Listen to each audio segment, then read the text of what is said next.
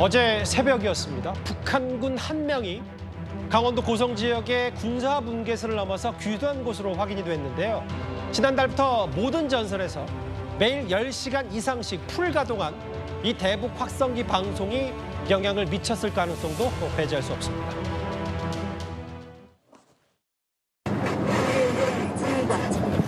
그리고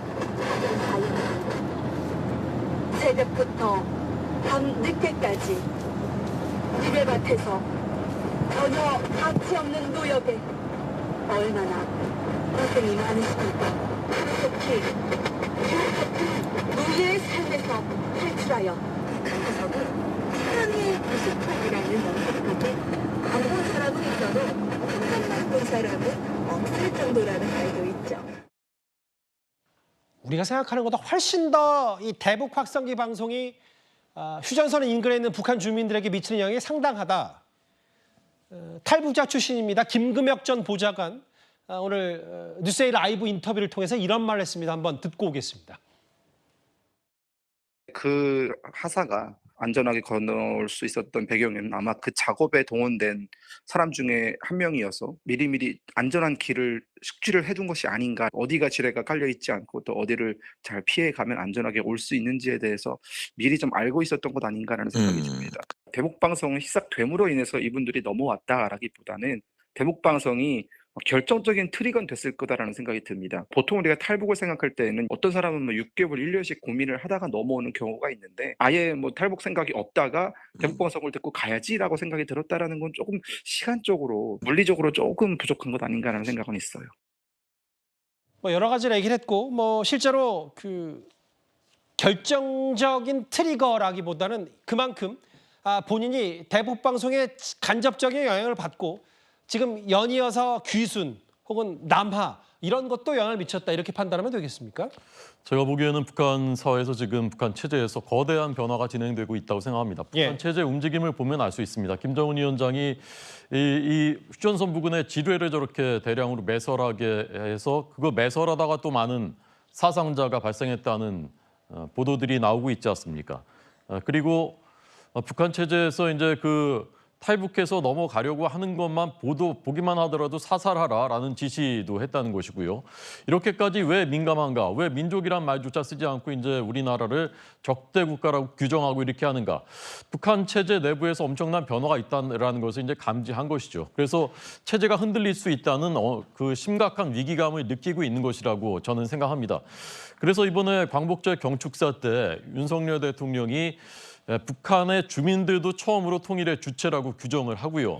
북한 사회 내부의 변화를 위해서 정부가 유입되도록 해야 되고 북한 주민들에게도 자유를 누릴 수 있게 해야 된다라고 규정한 이 통일에 대한 비전은 저는 이건 역사에 남을 거라고 생각합니다. 왜 이제 일제의 과거 역사에 대해서 언급하지 않았느냐. 그 부분은 지적할 수는 있는 것이지만 큰 틀에서 저는 큰 역사 인식은 하지 못한 지엽적인 비판이라고 생각하거든요. 저는 지금 이제 굉장히 그 역사의 임계점을 넘어가고 있다고 생각하고요. 거기에서 대북 확성기는 결정타 같은 역할을 할 것이다라고 생각합니다. 홍영표 전 통일부 장관이 과거에 2015년 목함지뢰 사건 때 우리가 대북 확성기 방송 재개했을 때 남북 그 회담에 나갔을 때의 상황을 회고한 적이 있었습니다.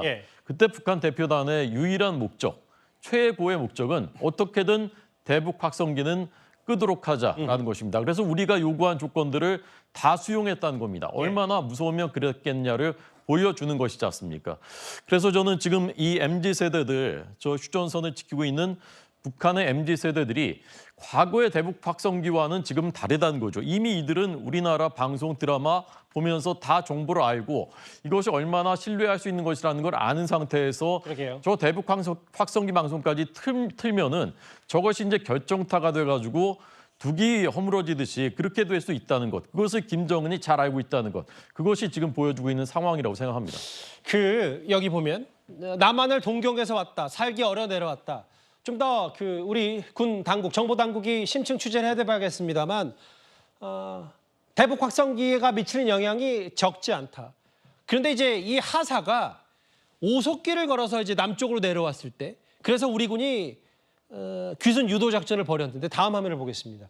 윤기찬 부위원장님. 이게 일반 주민이 아니라 군인이고 실제로 지금 지뢰 매설 못 넘어오게 하려고 이제 북한 당국이 많이 손을 썼고 최근에는 기순 씨도 남쪽으로 넘어오는 걸 시도하고 중국으로 넘어가는 걸 막기 위해서 뭐 사살까지 한다는 얘기도 저도 전해들었는데 안전한 경로를 주민들보단 군인들이 알 수 있기 때문에 앞으로 이런 귀순 러시, 탈북 러시가 이어질 거란 가능성도 많더라고요.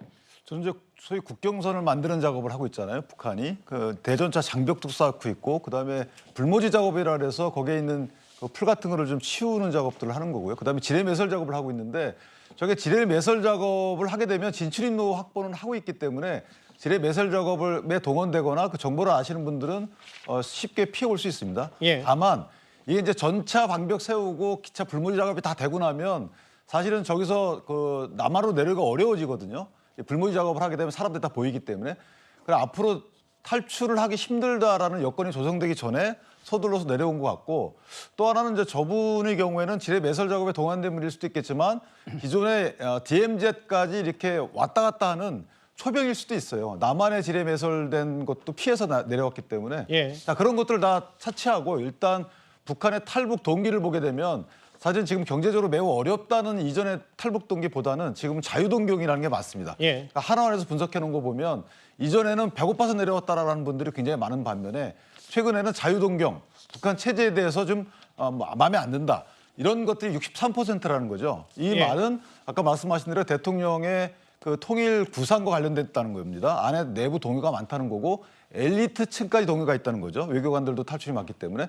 따라 저 부분은 사실은 한 병사의 탈출과도 관련이 있지만 더 크게 보면은 북한 사회가 동요 중이다.